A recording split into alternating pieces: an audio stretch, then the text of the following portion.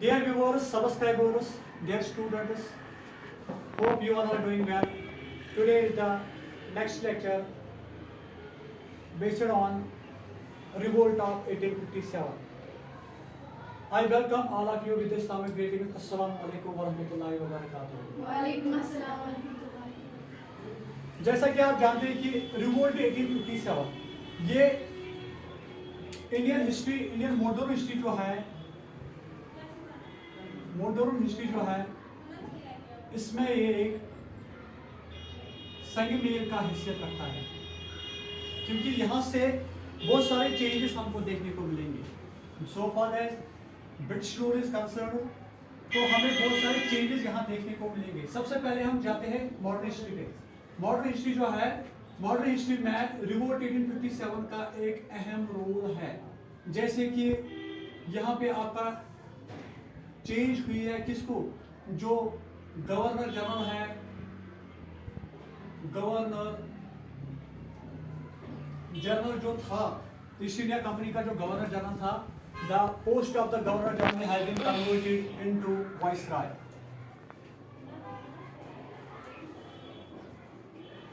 Of India, viceroy of India. ठीक है, जो गवर्नर जनरल काम कर रहा था यहाँ पे, ठीक है, तो वो अब उसका जो पोस्ट है वो चेंज हो गया, अब वो वाइसराय कहलाने लगा। तो ये सबसे बड़ा डेवलपमेंट हुआ है। ठीक है, इसके बावजूद जो है, देखिए रिवोल्ट 1857 असल में था क्या। 10th मई 1857 जो है ये एक अहम दिन माना जाता है। वो मॉडर्न इंडिया की हिस्ट्री जो है, मॉडर्न इंडियन हिस्ट्री में सबसे अहम दिन जो है वो 10th मई 1857 माना जाता है।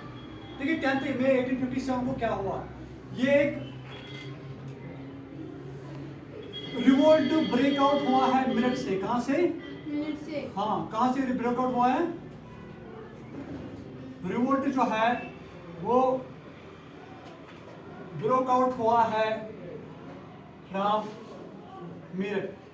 ठीक है, मेरठ दिल्ली से ये ब्रेकआउट हुआ है। देखिए 10th में क्या हुआ, 36 रेजिमेंट जो है उसमें से एक सोल्जर थे जिनका नाम था मंगल पांडे। क्या नाम था? मंगल पांडे। ठीक है, मंगल पांडे ने, देखिए क्या हुआ, मंगल पांडे जब यहाँ पे रेजिमेंट में काम कर रहे थे, दिल्ली के रेजिमेंट में काम कर रहे थे, लेकिन मेरठ में ये काम कर रहे थे उसका। ठीक है, तो तब जाके क्या हुआ, एक सेटबैक हुआ था रेजिमेंट में, एक सेटबैक हुआ था ब्रिटिश रेजिमेंट में। यहाँ पे इंट्रोड्यूस किया गया था introduction of Enfield rifle. Enfield rifle जो है वो इंट्रोड्यूस हो गई थी रेजिमेंट में। कहां पे? राइफल्स किसको कहते हैं? राइफल जो गन होते हैं उनको राइफल्स कहते हैं। जो आज भी आप देखते हो क्या सोल्जर्स के पास जो राइफल्स होते हैं वही राइफल, लेकिन वो एनफील्ड वर्जन के थे। किस वर्जन के? एनफील्ड। हाँ, एनफील्ड वर्जन के। जैसे कि आप देखते हो ना एनफील्ड बाइक्स, वही, हाँ बिल्कुल सेम कंपनी के एनफील्ड बाइक जो राइफल्स है वो पहली दफा इंट्रोड्यूस किए गए थे रेजिमेंट में। और ये रेजिमेंट में ये अब इसकी वजह से क्या प्रॉब्लम आ गई थी रेजिमेंट में, जब हम इनकी सफाई करते हैं तो इनको सफाई करने के लिए हमें किसकी जरूरत पड़ती है? हमें कार्ट्रिज की जरूरत पड़ती है। किसकी? कार्ट्रिज की। इनको क्लीनलीनेस के लिए किसकी जरूरत पड़ती है? कार्ट्रिज की। हाँ, हमें कार्ट्रिज की जरूरत पड़ती है। और ये कार्ट्रिज जो है ये दो चीजों से बनती है। किससे बनती है? दो चीजों से ये बनती है। एक तो आपका है पिग फैट, ठीक है, और दूसरा काउ फैट। ठीक है, पिग फैट और काउ फैट। यहां से हमारा देखिए, ये जो पिग फैट और काउ फैट जो है ये इन्होंने इस चीज ने रिलीजन सेंटिमेंट्स होल्ड किए। किनके? हिंदूज के और मुस्लिम्स के भी। काउ फैट से क्या हुआ, हिंदूज के रिलीजन जो है रिलीजन सेंटिमेंट्स वो होल्ड हो गए, और जो ये पिग फैट है इनसे क्या हुआ, मुस्लिम्स के रिलीजन सेंटिमेंट्स होल्ड हो गए। ठीक है, जब इनका इस्तेमाल हुआ किसमें, एज कार्ट्रिज इस्तेमाल हुआ किसमें, क्लीनलीनेस ऑफ एनफील्ड राइफल। फिर से समझाऊं, ये जो पिग फैट और काउ फैट जो है ये यूज हुआ है एज कार्ट्रिजेस किसके लिए, ये क्लीनलीनेस के लिए, और किसमें, ये एनफील्ड राइफल में इस्तेमाल हुआ। ठीक है, तो इसी को हम क्या कहते हैं, इंट्रोडक्शन ऑफ एनफील्ड राइफल जो है यही इमीडिएट काज माना जाता है, इमीडिएट काज माना जाता है किसके लिए, immediate cause of revolt 1857, revolt of 1857। देखिए रिवोल्ट ऑफ 1857 के लिए यही इमीडिएट कॉज माना है, रिवोल्ट यानी कि बगावत। ठीक है, बगावत किस चीज को बोलते हैं, जब आप किसी सिस्टम को टोटली क्या करते हो, इसको वी कैन से, जब किसी सिस्टम को के खिलाफ आप बगावत करते हो, जब आप किसी सिस्टम को एक्सेप्ट नहीं करते हो, जब जनरल लेवल पे, मास लेवल पे किसी चीज को आप रिजेक्ट करते हो, तो उसको कहते हैं बगावत, उसको रिवोल्ट कहते हैं इंग्लिश में। क्या कहते हैं उसको, रिवोल्ट। तो दैट मीन्स यहाँ पे सबसे, इसके बहुत सारे काजेस है, अगर हम काजेस अभी हम पढ़ेंगे, लेकिन बहुत सारे काज, लेकिन इमीडिएट काज किस चीज का क्या हुआ, इमीडिएट काज किसको बोलते हैं, जो पूरी काज है, जो उसी वक्त हुआ है, जिसकी वजह से ये बवाल मच गया। जैसे कि मिसाल के तौर पर मैं आपको कहूंगा इमीडिएट काज किसको कह रहे हैं, सपोज फ्लड्स जो है, फ्लड्स के मिसाल, अभी मैं आपको एग्जांपल के जरिए इलस्ट्रेट कर रहा हूँ, फ्लड्स है, फ्लड्स के बहुत सारे काजेस है, जैसे कि हम कहेंगे ग्लोबल वार्मिंग एक काज बन जाता है फ्लड्स का, ग्लोबल वार्मिंग भी एक काज बन जाता है फ्लड्स का। कैसे, जो हमारे ग्लेशियर्स है, जब ग्लोबल वार्मिंग आ जाती है तो वो ग्लेशियर जो है मेल्ट ऑफ हो जाते हैं, मेल्ट ऑफ होने से वो रन ऑफ बढ़ जाता है, रन ऑफ बढ़ने से जो आपके रिवर्स है, जो आपके लेक्स है, ठीक है, जो आपके समंदर या ओशंस है, उनमें क्या बढ़ जाता है, उनमें सी लेवल बढ़ जाती है। पहले रिवर्स में रन ऑफ बढ़ जाता है, सी लेवल बढ़ जाती है, और जब करंट्स उठते हैं तो उनकी वजह से क्या हो सकता है, सुनामीज आ सकती है, फ्लड्स आ सकते हैं। तो ये काज है, दो द काज।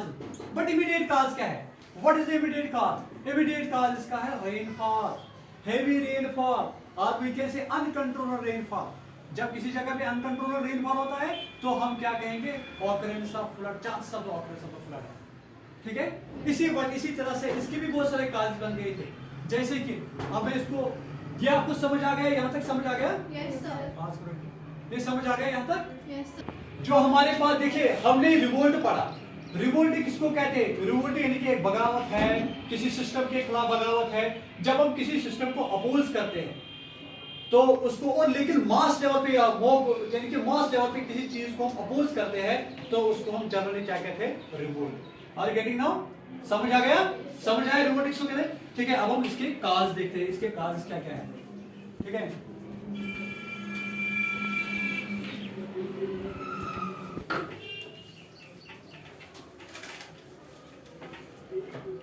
अब हम इसके काजेस यहां पे लिखते हैं। ठीक है,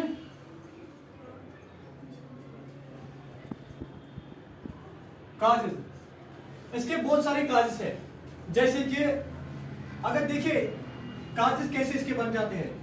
जो इंडियंस है, जो इंडियंस यानी कि खासकर रिबेल्स जो है, वो पूरी तरह से तंग आ चुके थे ब्रिटिश रूल से। ब्रिटिश रूल्स ने वक्तन फवक्तन उनकी सेंटिमेंट्स को होल्ड किया था, उनकी मतलब उनकी जो जागीर थी, उनकी जो जमीनी थी, उन पे उस पे कब्जा कर लिया था। एक साइड से हम कहेंगे कब्जा ही कर लिया था। ठीक है, या उनको क्या किया था, उनको इंपीरियलाइज किया गया, पूरे इंडिया को इंपीरियलाइज किया गया था।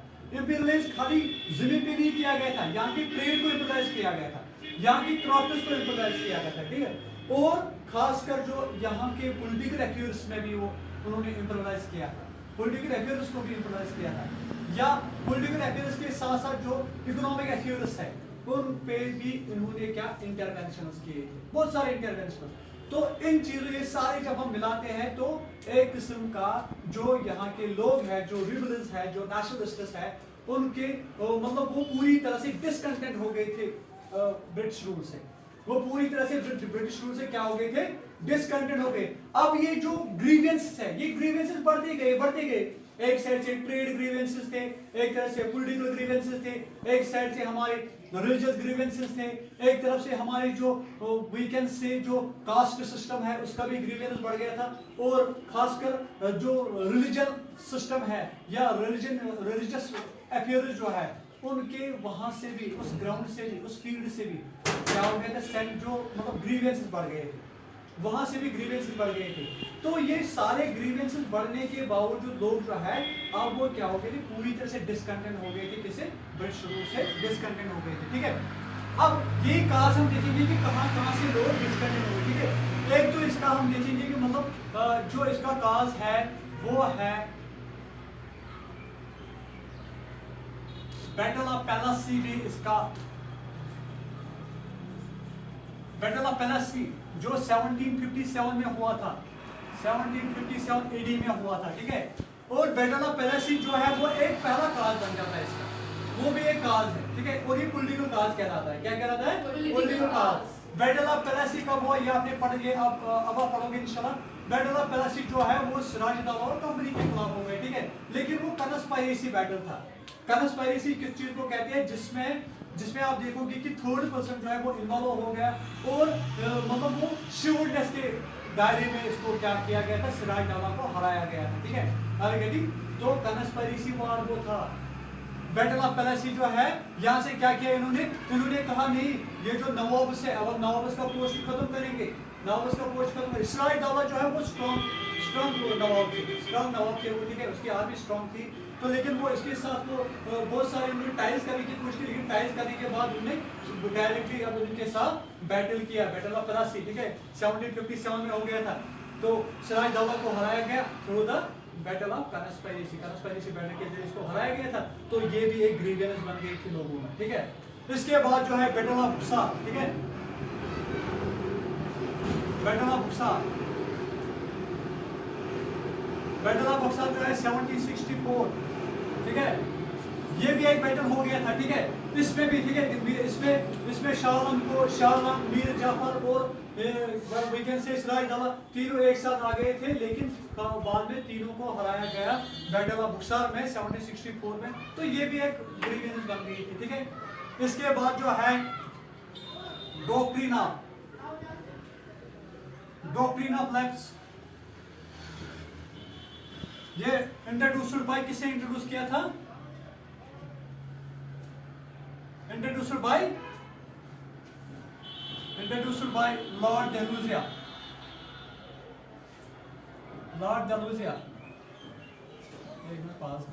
तो इस तरह से डॉक्ट्रिन ऑफ लैप्स जो है लॉर्ड डेलुजिया ने इंट्रोड्यूस किया था। और इसके जरिए क्या होता है, डॉक्ट्रिन ऑफ लैप्स यानी कि लैप्स तो आपने सुना होगा, लैप्स वर्ड। देखिए, अगर आप सपोज राशन कार्ड में जाते हो, अगर आप जाते हो सिंपली कहाँ जाते हो, स्टोर पे जाते हो जहाँ से राशन हम हासिल करते हैं। ठीक है, अगर आप एक महीने नहीं जाते हो ना, अगर आप आप नवंबर में नहीं गए, आप नवंबर की राशन नहीं लाए। ठीक है, आपने नवंबर का चावल नहीं लाया, अब आप क्या करते हो, आप दिसंबर, अब आपको जो स्टोर वाला है, स्टोर कीपर जो है वो आपसे कहता है कि नहीं, अब आप इस नवंबर में नहीं आए, अब आप दिसंबर में आ गए, जो नवंबर की राशन है वो लैप्स हो गई, लैप्स तो छूट जाती है, लैप्स पीरियड वो छूट जाती है। इसी तरह से introduction of doctrine of lapse जो है, देखिए इसने ये किया था, इसके तहत जो भी नवाब जहां पे रूल करता है, नवाब जो है अगर नवाब की डेथ हो गई, सपोज नवाब की डेथ हो गई, जो उसकी टेरिटरी है वो डायरेक्टली किसके कंट्रोल के अंदर आएगी, वो डायरेक्टली आएगी ईस्ट इंडिया कंपनी के कंट्रोल के अंदर आएगी। ठीक है, तो ये एक जो है ये भी एक सेटबैक, ये भी एक बड़ी ग्रीवेंस बन गई थी। किनके लिए? ये भी बन गई थी ग्रीवेंस जो नेशनलिस्ट थे, इंडियन नेशनल या इंडियंस के सामने ये भी एक ग्रीवेंस बन गई थी। ठीक है, तो इस तरह से ग्रीवेंस बहुत सारे बन गए थे। यही काजेस बन जाते हैं किसके? रिवोल्ट ऑफ 1857 के ये काजेस बन जाते हैं। ठीक है, तो इस तरह से हमने ये थोड़े 3 काज आज आपके सामने एक्सप्लेन किए। ठीक है, आज खाली हमने 3 काज पढ़े और ये कंटिन्यू रहेगा, कल भी इसका और एक पार्ट इंशाल्लाह आएगा। ठीक है, और इसके साथ साथ ये जो ये 3 मेन काज मैंने बताया इसके। ठीक है, और इसके बाद जो मैंने एक इमीडिएट आपको काज बताया, एक इमीडिएट काज इसका क्या था?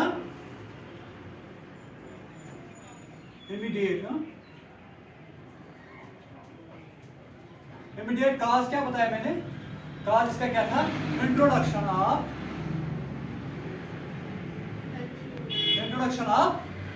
Enfield rifles. Introduction of Enfield rifle, जब इंट्रोडक्शन, जब राइफल्स ये जो एनफील्ड राइफल्स इंट्रोड्यूस किए गए थे, यहाँ पे कार्ट्रिज का मसला आ गया, और उसमें कौन सा कार्ट्रिज में क्या क्या इस्तेमाल किया गया था, काउ फैट और पिग फैट, ठीक है, काउ फैट और पिग फैट को इस्तेमाल किया गया, और इस तरह से लोगों में ग्रीवेंस बढ़ गई, मुस्लिमों में ग्रीवेंस बढ़ गई और हिंदुओं में ग्रीवेंस बढ़ गई, ठीक है। तो इस वजह से यही एक इमीडिएट काज बन गया किसका, रिवोल्ट ऑफ 1857 का। Thank you.